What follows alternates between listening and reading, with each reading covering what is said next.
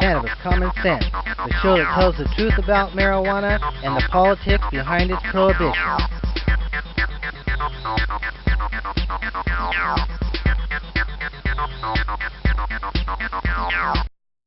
The Seattle Peace Heathens have a saying, saving the planet one neighborhood at a time, and doing something about doing nothing. The Seattle Peace Heathens Alternative Community Action Group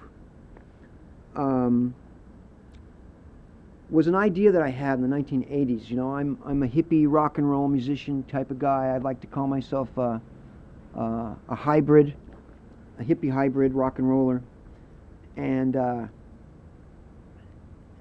when I hit Seattle in the mid 80s, I was in a band that had dissolved in LA. I came here and I started getting involved in activism, and I started, I was emceeing some events, and I was going to protests and stuff. And I had this idea about, I've been working on a song called Peace Heathens, and I had this idea about creating a group, a community volunteer group of people that really there was no alternative, there was no group to join. There was no group to join to do good things for the community in the name of your culture, in the name of your people, your ilk. You could join the United Way, you could join, the YMCA. I mean, there's all these things you could join. You could, Red Cross or whatever. But they didn't really want people like me. I had long, crazy colored hair and earrings and piercings and tattoos and leather jacket and all this, stretch jeans, and I had all this stuff going on. I was a very late 80s rock and roll guy.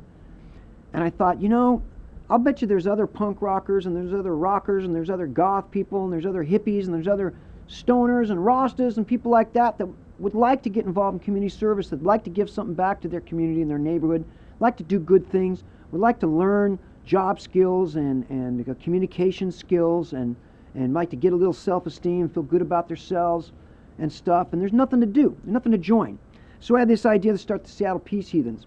And I had a saying, punk, metal, hippie, gypsy, psychedelic, Samaritan Rangers. And I believe that I want to start something where people could be a punk, metal, hippie, gypsy, psychedelic, Samaritan Ranger and feel good about what they're doing. And so I was living in Bellevue at the time. And I had a girlfriend and we're trying to get some bud. We're trying to buy a gram of pot in Bellevue in the 80s, which could be challenging. And my girlfriend was like, well, we need to go to the University District. And I go, what's the U District? She goes, you never been to the U District in Seattle? I go, no. She says, well, let's get in the car and I'll show it to you. I'm sure we can get a gram of pot at the U District. I think that was 1987. So we drive to the U District and I'm like, wow.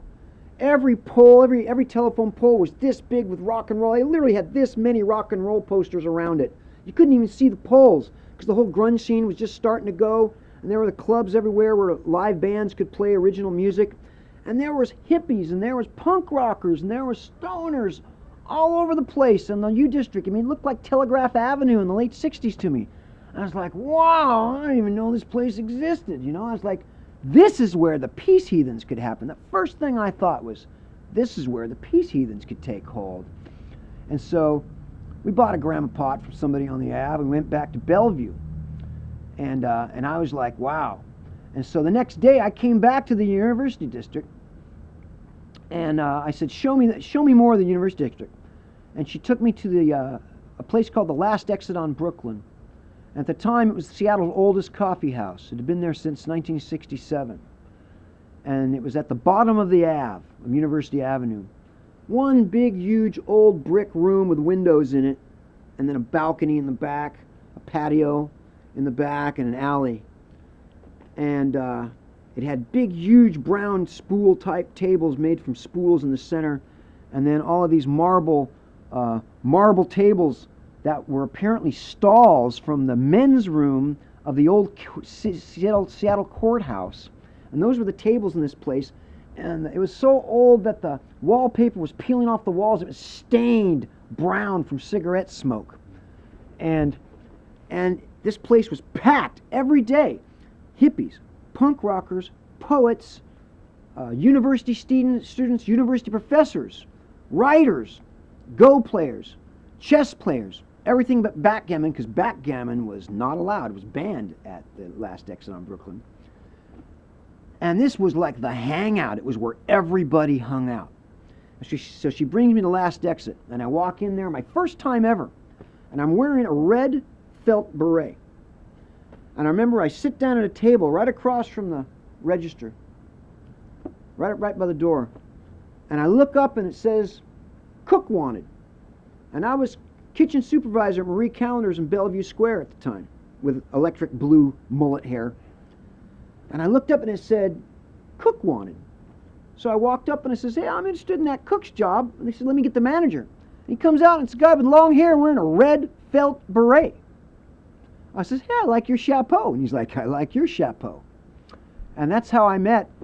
And I filled out an application. He hired me on the spot that day. So the second day I found out about the U District, I had a job at the U District. So I went back to my job at the Marie Callender's in Bellevue Square, and I gave 2 weeks' notice. I'm going to move to the University District to start the Seattle Peace Heathens. And there was a dishwasher that worked for me. And he's passed away since then. John, a wonderful guy. And so I gave my 2 months' notice, and I moved into this tiny little shack that they called the Heroin Shack. It's no longer there. Right behind, right across from Stella's, right behind the Blue Moon. It was actually right next to Kinko's at the time, which we built for thousands of dollars with midnight Kinko's runs, establishing everything, the Peace Heathens and the Hemp Fest. I'll have to thank Kinko's someday for all the free stuff that they didn't know they gave us. I lived in this little shack, and I got this job at the last exit, and it was so perfect because the last exit ended up being my office. Anybody that in the activist and the counterculture scene in Seattle would blow through the exit on a regular basis.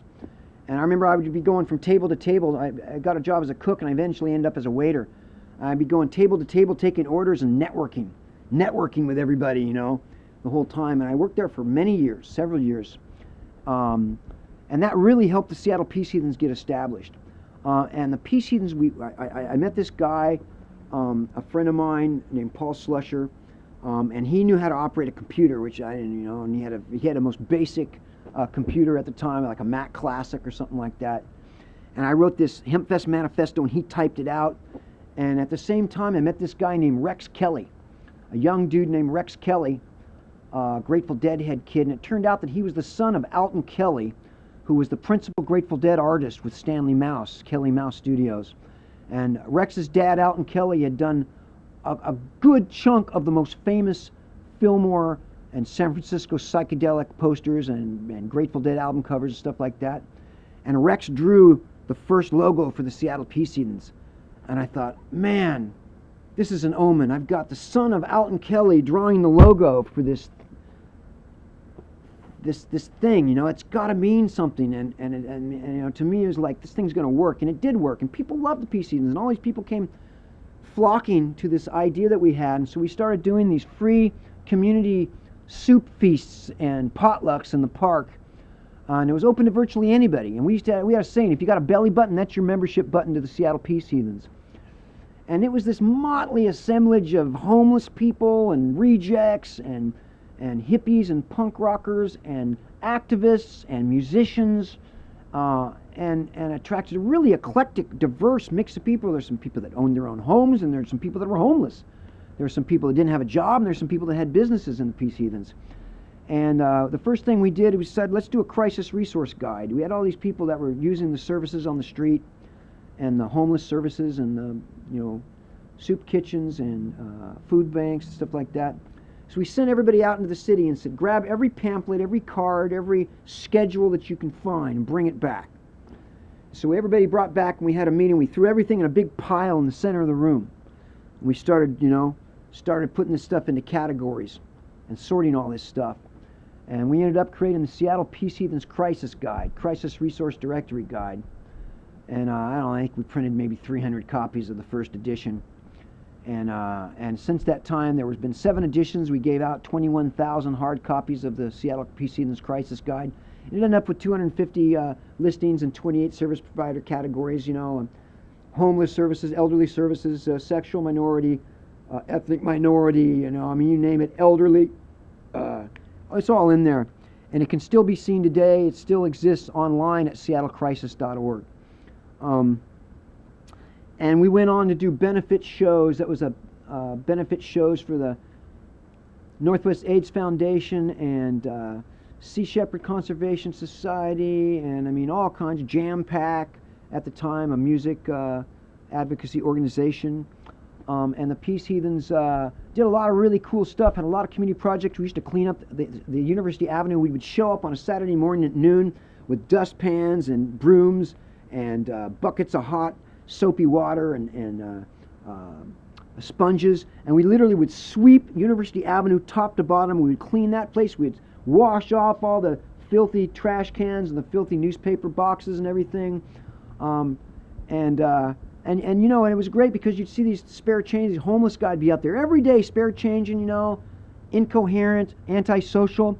And then we show up and go like, oh man, give me a broom, dude. And then and here's that guy that everybody saw every day, that everybody had no use for, this dirty reject homeless dude. And there he is, sweeping the Ave, man. And people did come out at the pizza place. Hey, they'd come out and give us pizza. They'd come out and give us Cokes and Pepsis, you know. I remember the barbershop, even Rudy's offered us free haircuts. We're like, oh, thanks, but no thanks, you know. But what I found is that these people, these people that nobody had any trust in, that nobody had offered any resources, that asked for anything, that nobody had any belief in, nobody gave any direction, nobody gave a chance to. A simple thing, once they had the simplest structure of something to do with a purpose and a focus and somebody that would interact with them, believe in them, all of a sudden they were there producing, they were there contributing, they were there being productive. And it was a great lesson to me.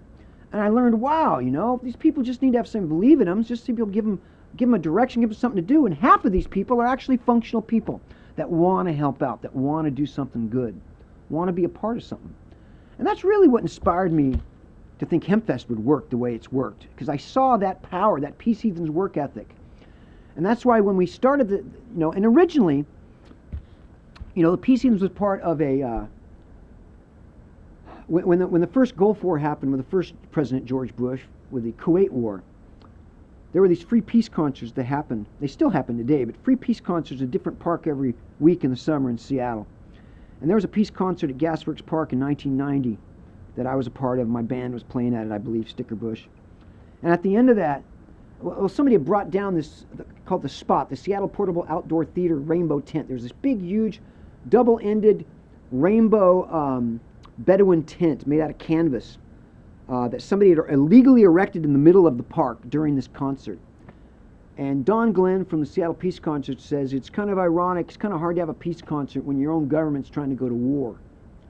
So these people decided, I don't even know who said it, decided, we're going to stay in the park. We're going to stay in the park as a political protest, as a political occupation. We're not going to leave until we're out of Kuwait.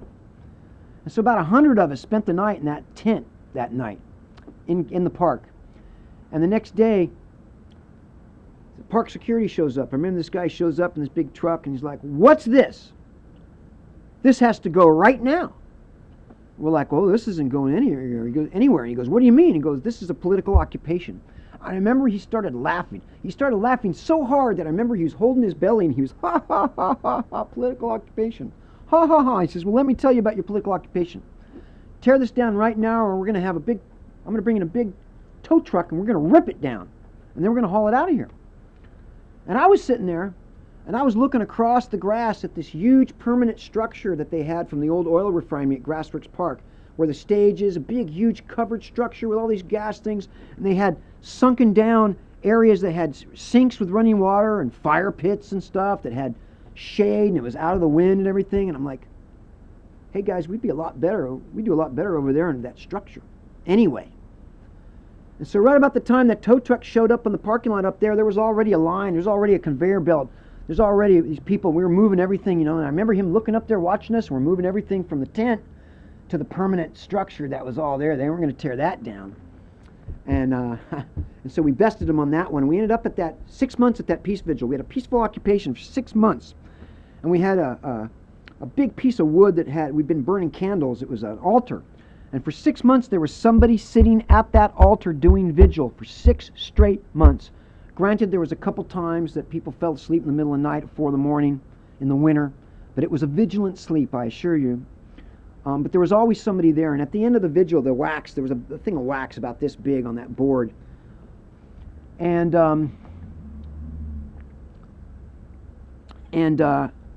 anyway, out of that peace vigil that was there for 6 months, the idea to do Seattle Hemp Fest came. Because somebody scheduled a big normal startup meeting they're going to do it at Peaceworks Park. We renamed the park Gasworks Peaceworks Park for the vigil. And about 40 people showed up, and this guy didn't show up. And there was real anticlimactic, and there was a guy named Gary. And he had this idea to do a hemp fest. And I didn't know Gary. But I'd been emceeing all kinds of benefit shows, and I'd been really high active and vocal as an MC with the Peace Heathens for about 3-4 years at this point. And so Gary's telling these people he want to do a hemp fest, and they kept saying, you need to get a hold of Vivian.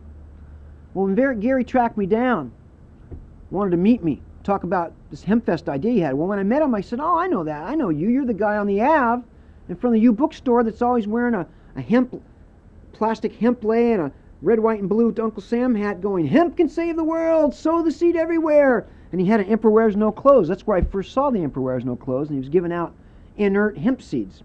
So I already knew Gary. We didn't know each other's names, but we knew each other because I'd see him all the time. Go, hey man, how you doing, bro? I like what you're doing. And so he asked me to MC the first hemp fest, and I says, well, we got this group called the Peace Heathens. We got these handheld CB walkie-talkies, these big bulky things. You need a staff? And he says, yeah. And so the Peace Heathens was the first staff of Hemp Fest. I was the MC, and that's pretty much how Hemp Fest was born. And I became the executive director of Hemp Fest around '95. When we decided to move to Myrtle Edwards Park, and we had blown Gasworks up the year before. I mean, Gasworks was the first massive hemp fest, packed. People couldn't get to their houses in Wallingford for hours because there was a cluster of cars and everything. And so we went to get a permit in 2000 or 1995 at Myrtle Edwards. They're like, George Long, who we knew was a friend of ours, he was like, from the Parks Department, was like, Mr. McPeak, you're going to have to go through the Special Events Committee this time. I'm like, what's this Mr. McPeak stuff, right? And well, now we had to get a really complicated permit that had to have a lot of information. Well, everybody was growing pot.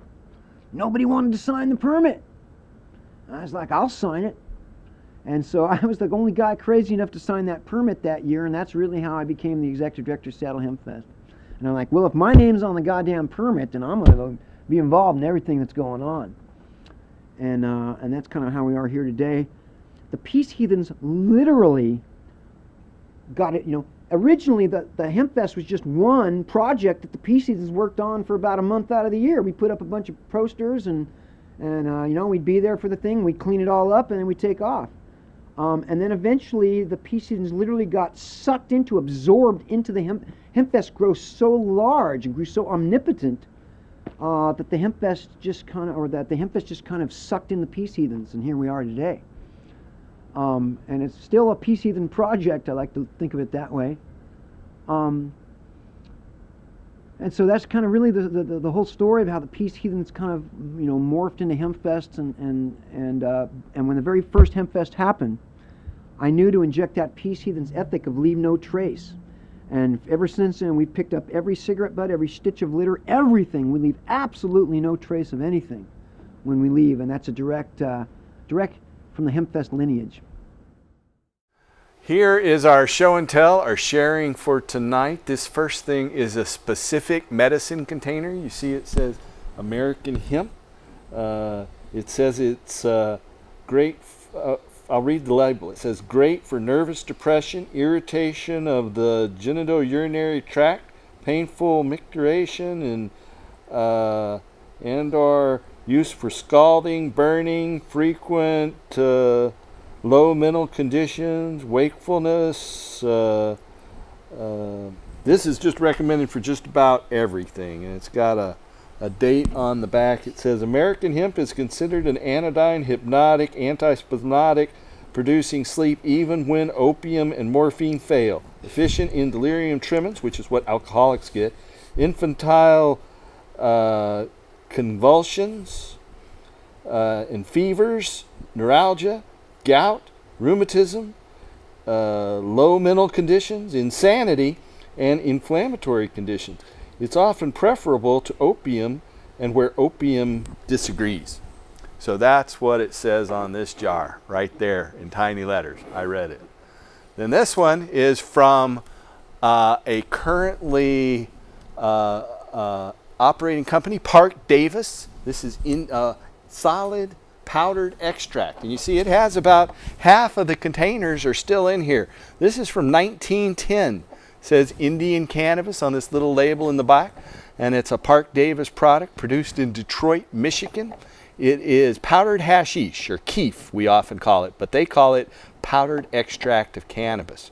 Right next to it is another powdered extract of cannabis. Let's get it away from the leaf a little bit. There we go.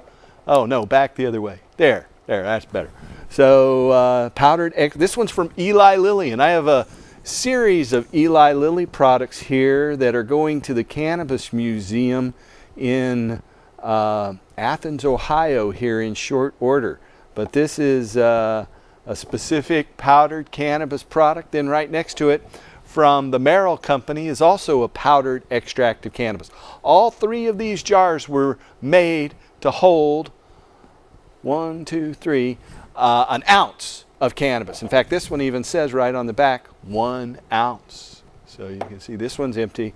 This is the only one that has some of the contents in it. Right next to it here, maybe you can close in a little bit on that. This is chlorodyne. Chlorodyne was a medicine for pain and sleep, and it's also from Eli Lilly. It is cannabis, morphine, peppermint, chloroform, and caspicum. So this has a lot of different things in this chlorodyne from Eli Lilly in Indianapolis. And so it was used for pain and spasms. And so it, like again, I said again, it has morphine, cannabis, capsicum, chloroform. This stuff will just knock you out, basically. Then right next to it, we have another Eli Lilly product, cannabis tincture number 17. Eli Lilly, Park Davis, these guys each had over 24 different cannabis products that were slightly different in the extracting agent and the contents and concentrations. So this was their number 17 cannabis tincture. Right next to it, here we have number 96. You see it says poison. They thought it was poison for a while. This bottle is from the 1880s. They thought you could overdose on it. Well, it was 1 ounce of cannabis extract in 9 ounces of alcohol. That's what it says on there. So this is a number 96. And right here next to it, a little bigger version of number 96, again from about 1905. About 110 years old here. And so then right next to it we have one from 1870. And this one is particularly interesting. It has a label here on the back. It isn't in real good shape. This is Cannabis Indica USP. On the back of it here, it says, not poisonous according to the best authorities, though formerly regarded so.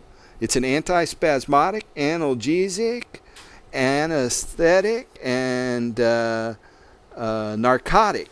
It's an aphrodisiac, specifically recommended in spasmodic conditions of and painful ailments for preventing rather than treating migraines, almost as specific in that form.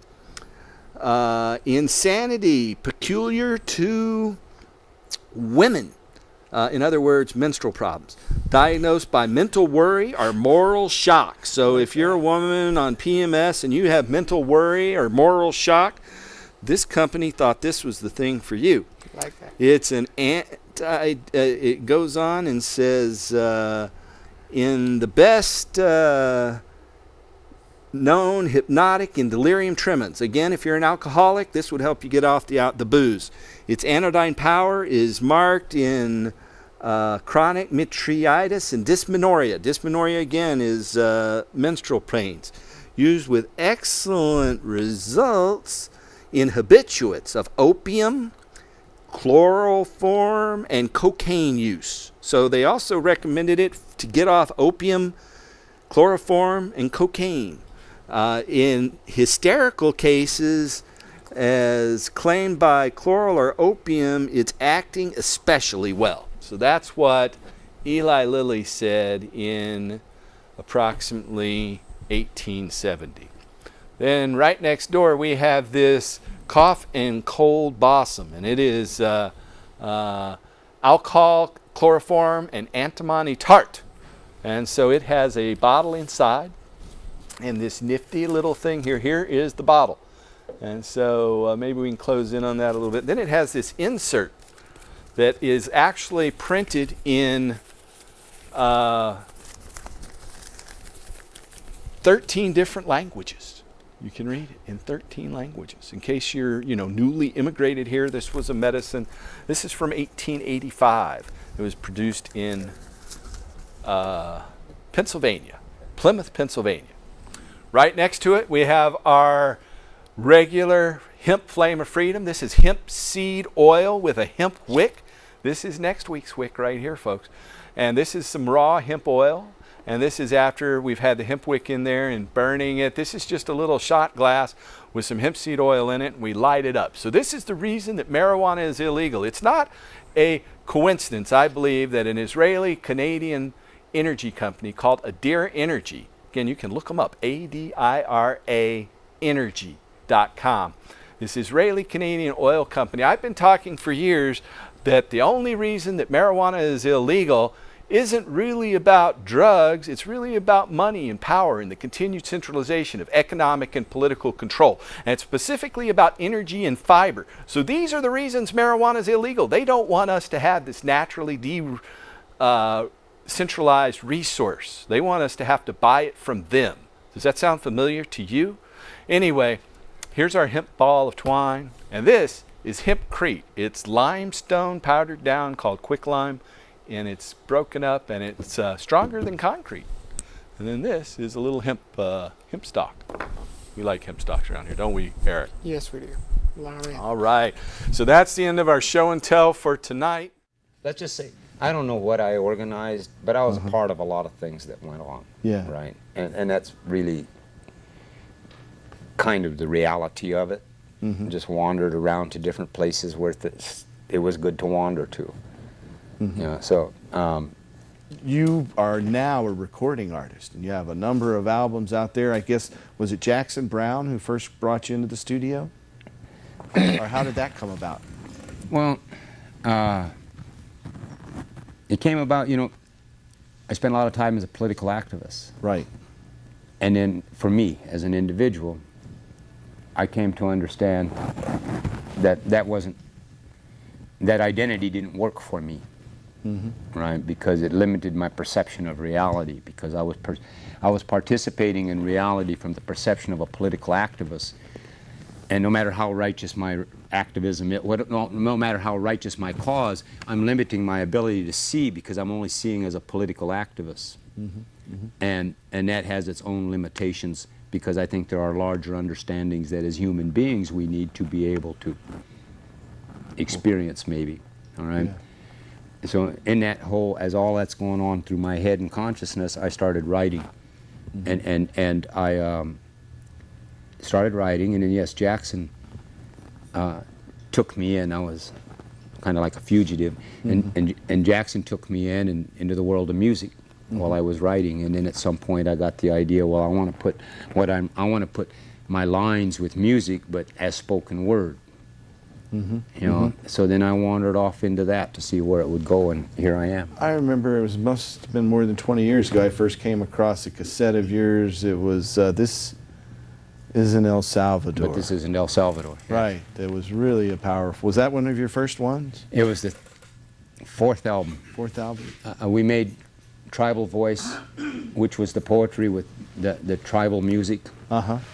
And then 3 years passed, and then I met Jesse Ed Davis, and with Jesse Ed Davis I made Graffiti, a.k.a. Graffiti Man, which is now with the electric music. Right. And then we made Heart Jump Bouquet, and then we made But This Is in El Salvador. I think in 1987 we recorded that. Right. We like that tune, Grass Fire, man. Grass Fire, yeah. My DNA needs THC. My DNA awesome needs THC. Well, it's reality.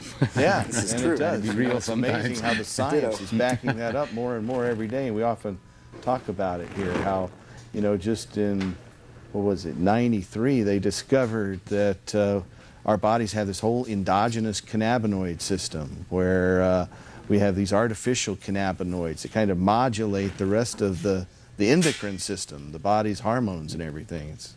Well, you know, I think we do need THC. Yeah, no, in fact, we do. mother's milk has endogenous THC well, in it. no, that's why my DNA needs THC. There's a reason, right, that it gets said.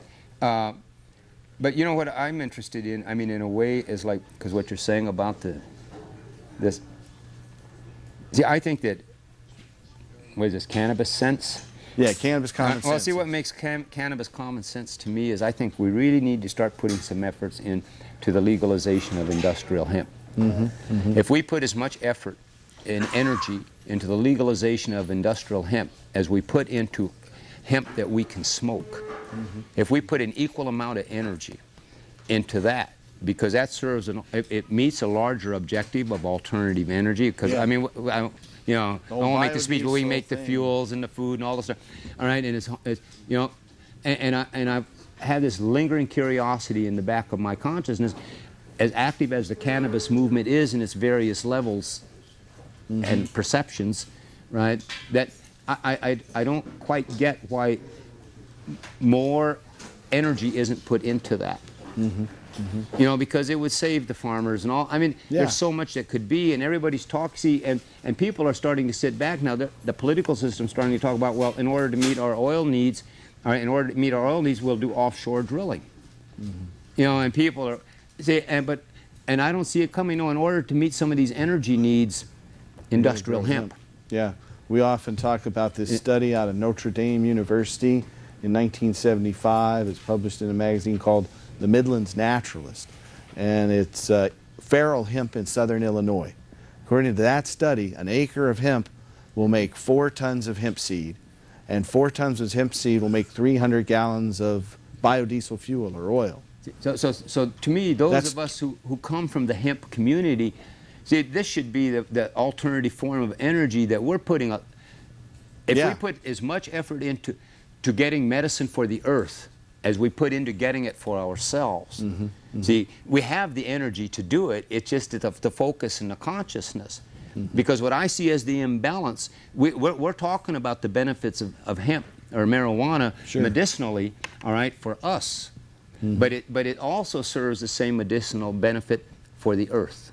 You know, and it does, but we're not putting an equal effort into what it does for the earth as we're putting into what it does for us. And because what I don't see it really happening anywhere to a large degree, but what we really need to have is we really need to have a stimulation of the energy consciousness. Should have been hemp the energy. Here, John, our theme was industrial hemp, man. We Yeah, had see, a and this should serious be- emphasis going See, on, and this should man, be- on alternative energy.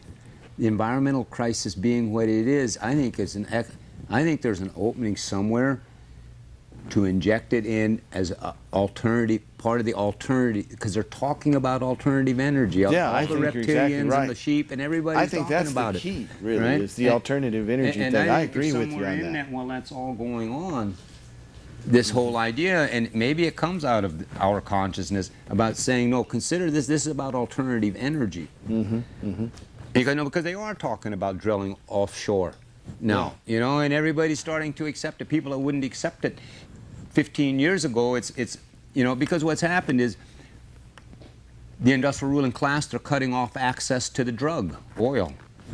And people are going through the withdrawal, and they're making them pay the higher price. So now they're willing to sell their children, so to speak, or sell the family jewels, so to speak, you know, right, and to get the next fix, the offshore drilling. According to T. Boone Pickett's, the largest transfer of wealth But all in this is human going history. on now, but I think that, see, what makes sense makes sense. We're talking about cannabis.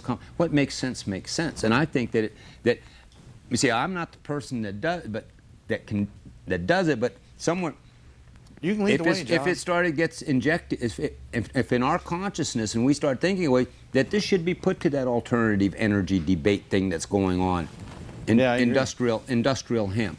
They don't want that, but You I know, think that's the key of it. And it's being said for the sake of it, because you know there are a lot of people, especially farmers. Because the song about the farmers, there's a lot of people that would be supportive of it, but it's got to be. If we can put the money for this It's- petroleum money that's going but overseas it's into about our putting in- farmers' pockets. But putting in the, farmers are energy, gonna see, back we us. need to put the energy into the idea, all right, put the energy in, all right, and then that'll help to feed other energy. Yeah. And see what's going Energy on is is the they're world's putting largest more industry. energy against us than we're putting against them. Yeah. And that's exactly what's going on. They're putting their energy is more coherent, what they're going to do against us. They're very coherent about what they're doing, all right, in order to keep the downtrodden downtrodden. Yeah.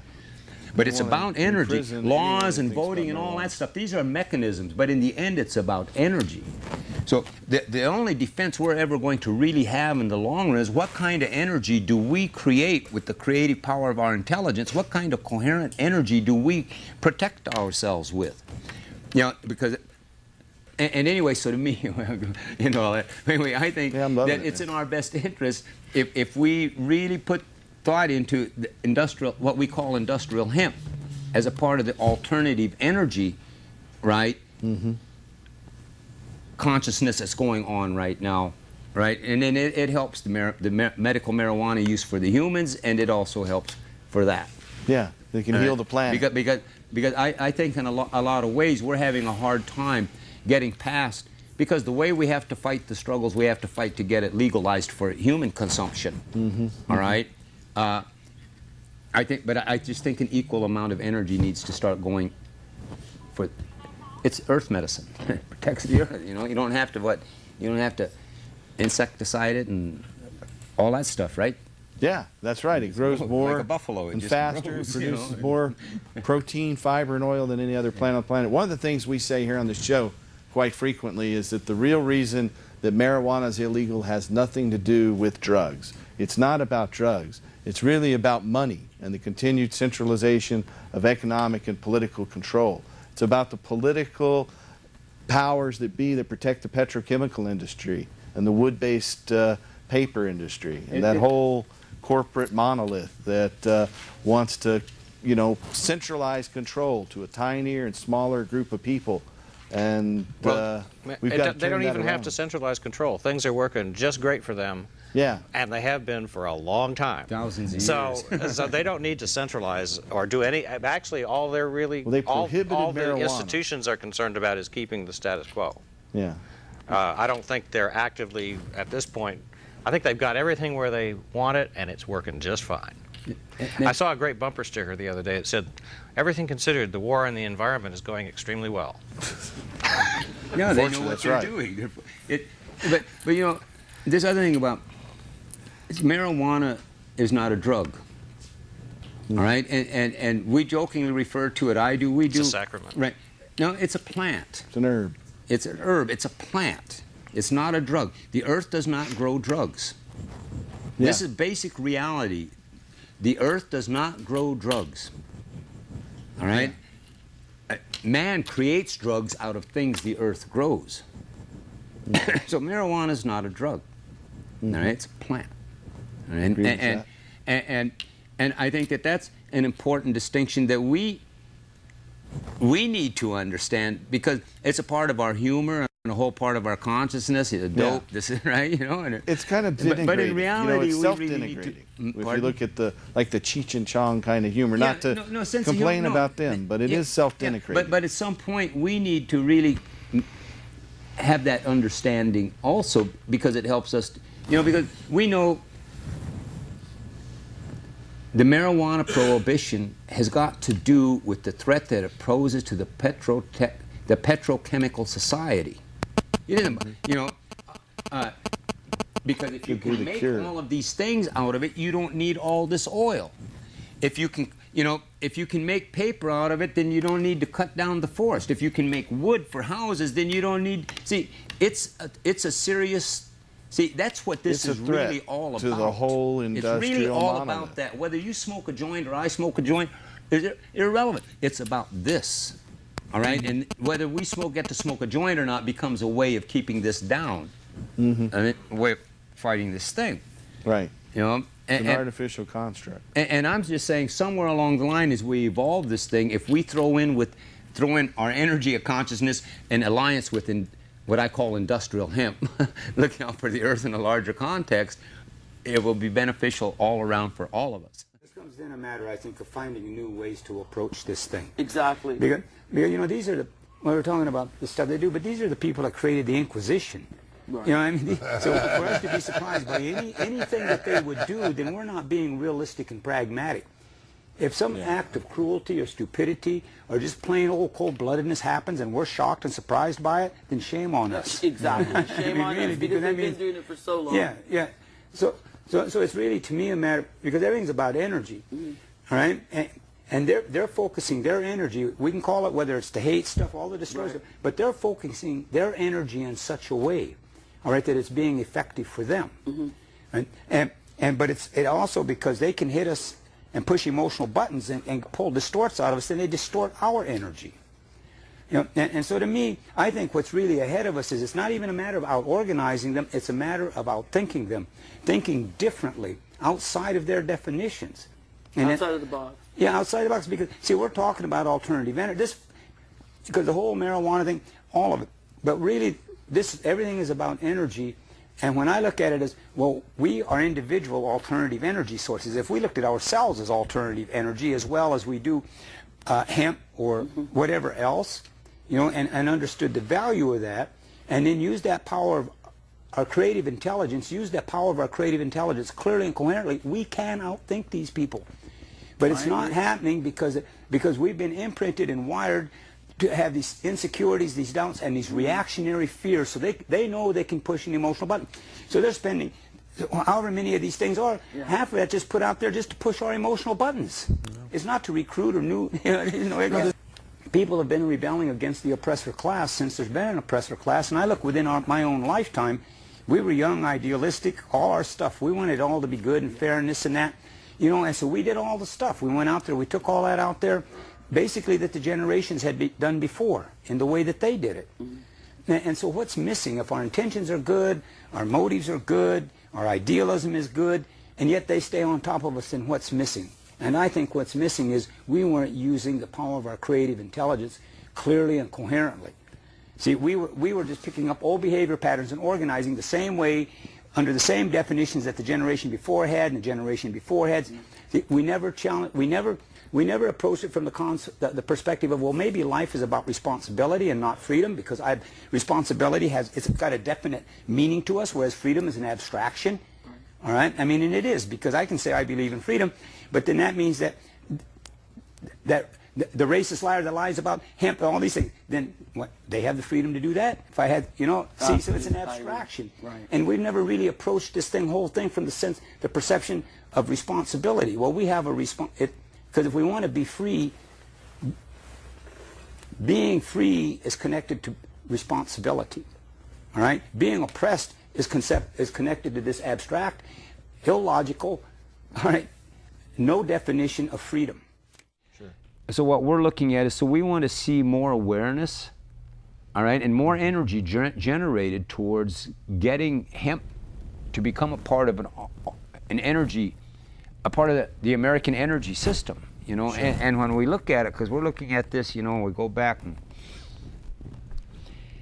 hemp is as American as America.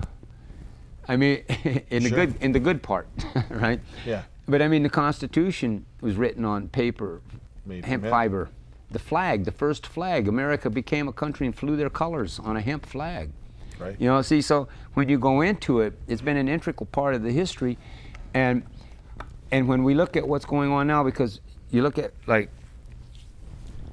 and we're saying, we're trying to be as coherent and practical as we can about it. So we're saying, let's raise some attention about this, and let's get this happening. Let's put our energy into helping hemp become an alternative energy, you know, and it'll help us to reduce the dependency on oil. I'm not saying it's going to stop them from doing oil. I'm saying, but it'll help to reduce the dependency on oil, just from that end of it. You know, besides all of the the food, everything else that it can go into.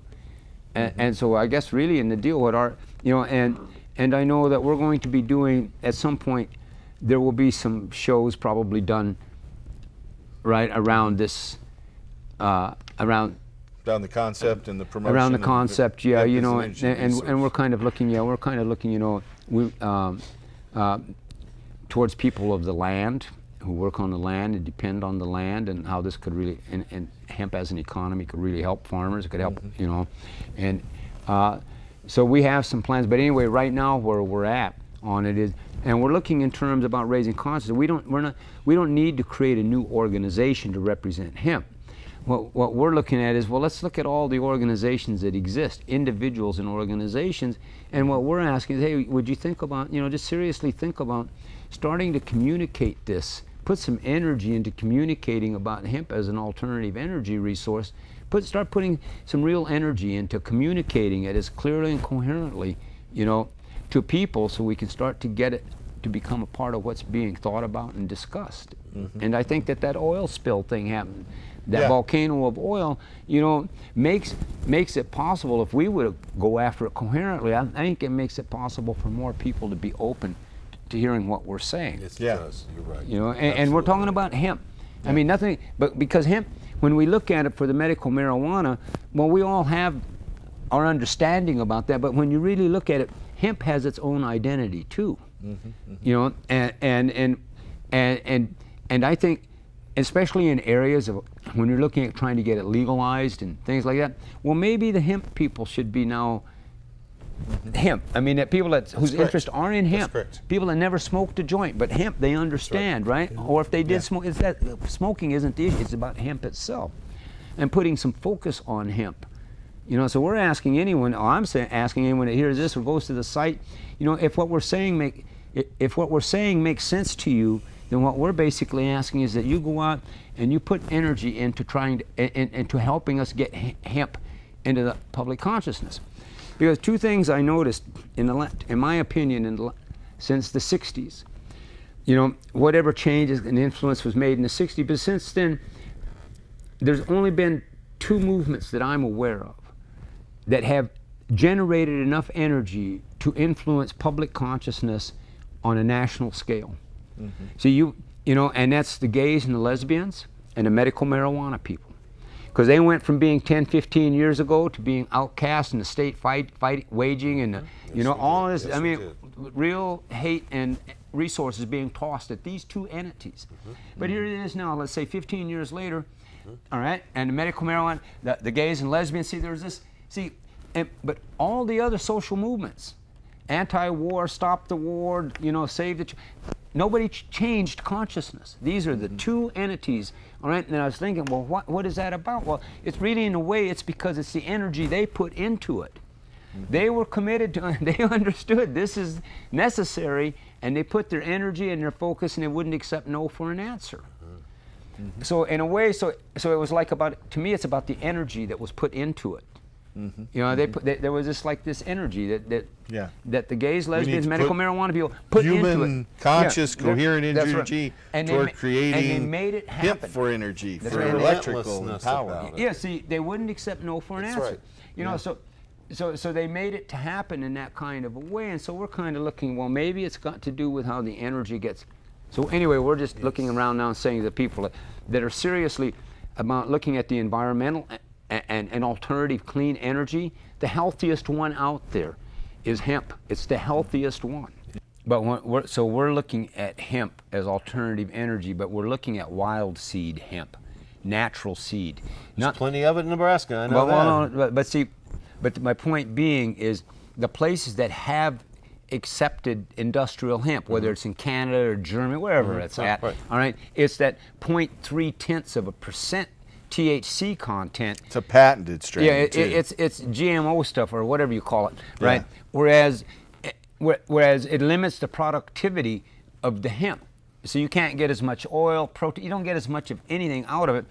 Whereas if you, I think it's 3% THC. You get into that 3 to 4% THC content to the seed, and you get maybe 15 times as much product. From hemp oil to seed to oil, I mean to the protein, the eating, the protein, the oils, all of this stuff. See, so because what has happened where hemp does, this thing called industrial hemp, where it does have acceptability right now, is at that 0.3% THC content. All right, Yeah. And that doesn't compete for oil and energy. So when we're talking about this- industrial hemp as an alternative energy, we're looking at what we'll call the wild seed, all right, strength of 3%, at least 3% THC. This is what grows natural in Nebraska and different places, Right. because this is, it's more efficient and it's healthier. Yeah. Right. Whereas because it's at 0.3%, because the Petrochemical Plastic Society, right? That's they what know they'll that allow. that's right, because they know that otherwise it becomes a competition to There you them, go. and that's why it exists as it exists. All right. makes sense. Yeah, but it's the seed content, 3% THC versus 0.3 tenths. In a way, my attitude is,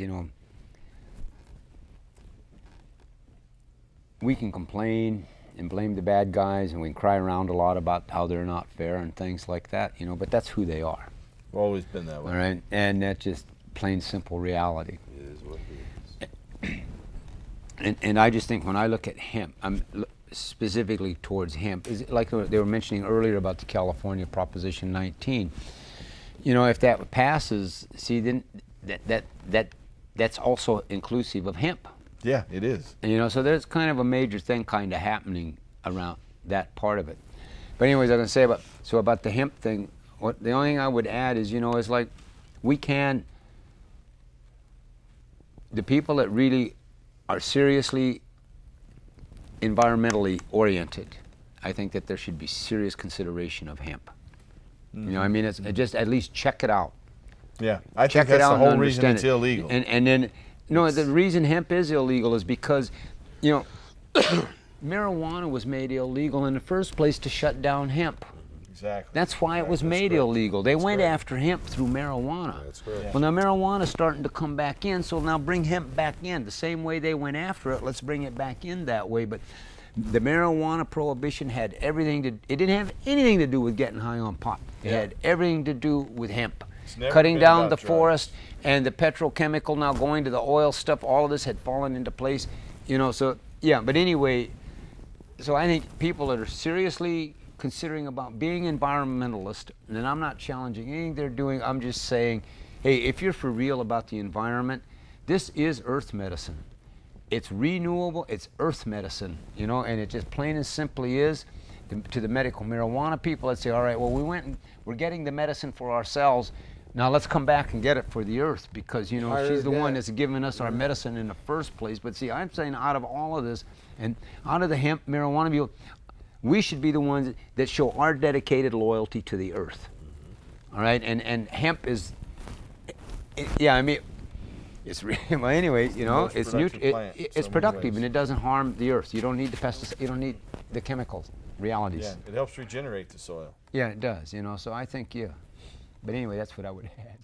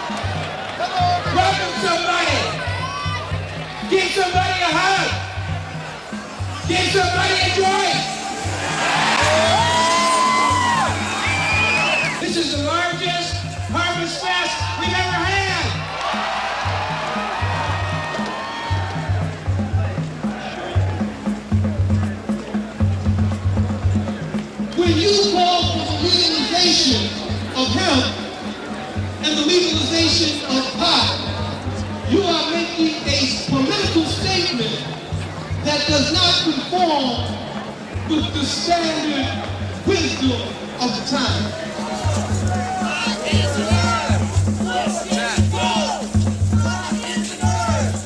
The criminalization of drugs only enhances the power some tired old white males in Washington, D.C. who want to continue to control people of color, poor people, women, young people, and people who disagree with the way this nation is being run today.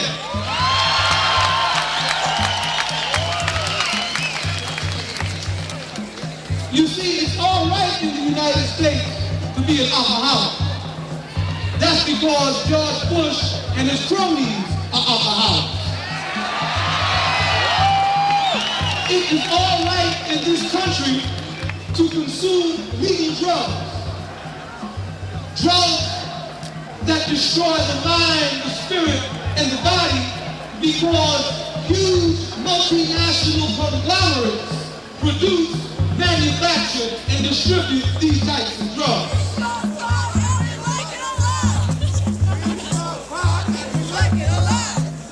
Getting high about what the pigs are doing, stuff like that. No offense, fellas, but it's just the way it is. Met into some Ohio hippies. They got their van lifted for 3 seeds. Really ridiculous stuff. The punishment should fit the crime. Right now you can pistol whip somebody, you can rob a bank, you can do a lot of things, and you'll do more time messing around on marijuana than you will do like stuff like that. It's not right. I don't know how they can get behind enforcing those kind of laws.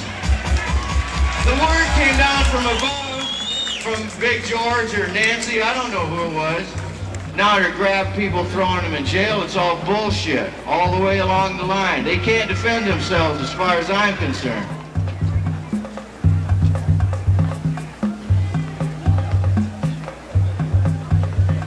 I think that, that the herb should be legalized because there is, as I say, a big difference between smack, crack, and smoking flowers. And I'm sick and tired of my friends being dragged off or their houses or cars being confiscated for a joint of marijuana when there are 500,000 deaths a year from alcohol and nicotine. I mean, come on, let's get real here. So what I suggest you do is let's legalize it. We could do it if we got together. We could do anything.